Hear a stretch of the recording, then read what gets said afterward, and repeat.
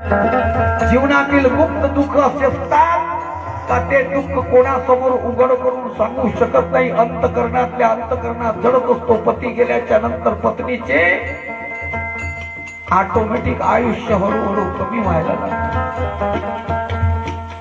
जेव्हा तिच्या अंतकरणाला दुःख येतो त्यावेळेस ते देवाला एकच प्रार्थना करते, देवा देवा मला का ठेवलासी,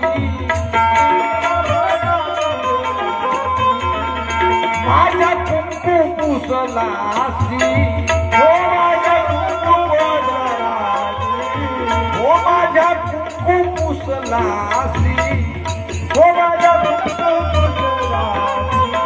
म्हणून एकच प्रार्थना करते, त्या पतीच्या भेटीला